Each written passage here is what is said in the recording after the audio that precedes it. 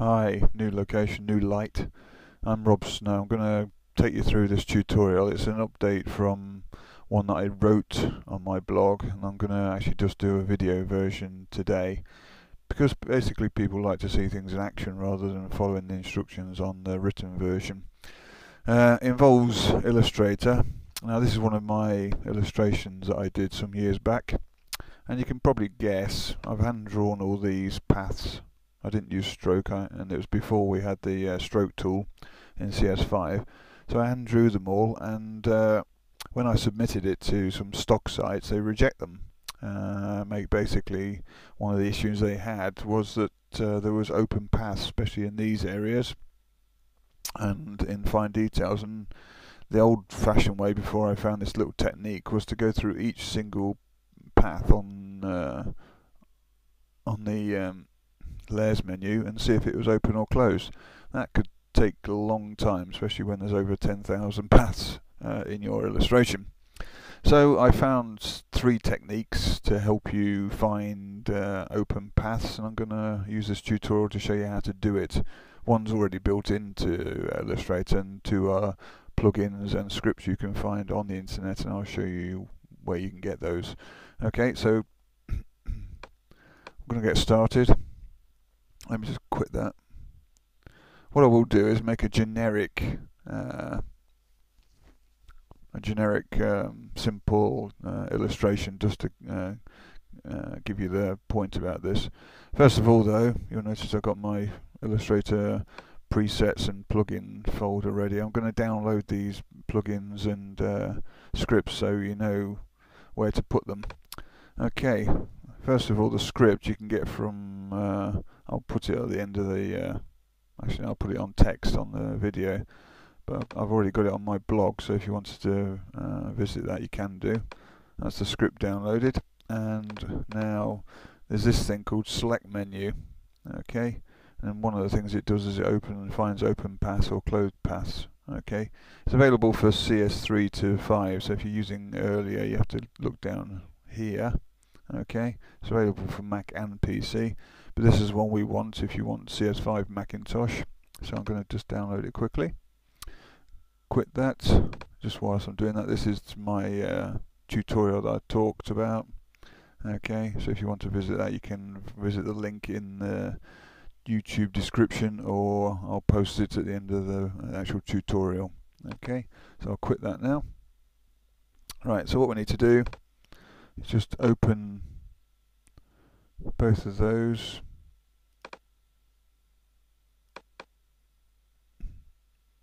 Okay, you'll notice at the top of my list there should be... Nope, so I'm going to have to find it this way. First one is the script, and you'll notice you just drag it and drop it in the script folder. Very easy. And the second one, oops, that's my apps. Second one, just open it, and it's got a plugin there, and we just drop it into our plugin folder. It's already got one there, so I'm going to just replace it. Okay, that's us ready. So I'm going to open up Illustrator. Okay, so we've got Illustrator open, and I'm going to show you now where and how to do these functions of closing points. First of all, I'll show you where these items that I've just downloaded appear. The first one is in the scripts folder, close points, quite easy to find. And the second one is under select, and you'll notice it's got an option there, objects, and it says open paths. It also has closed paths. It's got quite a lot of other ones actually in there which are quite useful, but the one we want is open paths. Okay, now 4 ways of doing this actually I've just thought of, but there's actually 3 methods. Right, so what I'm going to do is just create a random shape like so. This is how you normally do it. Let me just do the stroke. And you notice that's a closed path. Now when you do a closed path, you'll notice when you come to the first point you have this icon appearing, which means it's closed. Sometimes you make the mistake, okay, which is not what you want. You want everything closed, especially for these stock sites. So let me just redo a random shape and don't close the point. Now One way you can do it, which is quite simple, and it's actually built into Illustrator, is if you literally select the first and the last points, you can press Ctrl J and it closes it up for you, which is convenient. Okay. Now another way to do it inside Illustrator, which is actually built in and not using one of these plugins, even though these plugins are free, so there's no real worry. Okay, you can do this. What you can do is, you notice you've got a gap, so you want to fill it. Underneath the eraser tool, there's a knife tool, and I've already selected it out here so you can see it. Now, with the knife tool, what you can do is literally circle your object with an open path, and it will literally close it for you. Little trick. Okay, now that's not necessary if you've got one object, but let's say, for instance, if I delete this, let's say for instance I have several objects around like so. What you can do is get your knife tool and circle the entire object set, and it should close all of them. So that's one way of doing it.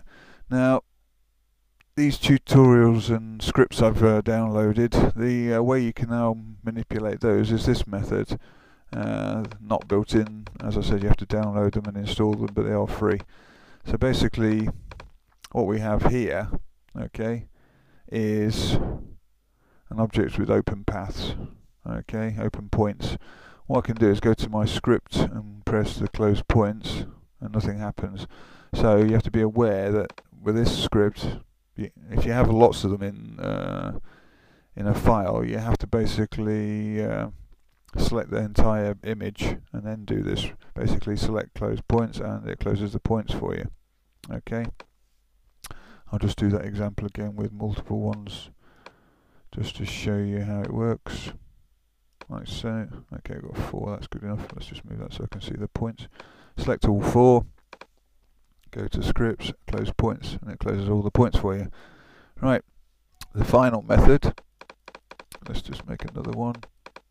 Now this one's a little bit more complicated. It's the actual selection tool. You notice it's got, actually I'll just make one that's closed so you can see that it does make a distinction. So that's closed. Right, deselect them all.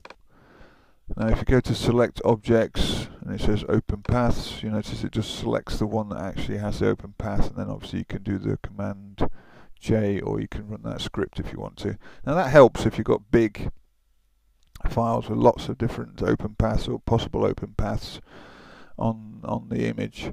So that's 4 different ways of closing a path in Illustrator. Read my blog for further information, or look at one of the other tutorials in this list. Okay, the information about the websites is going to appear after.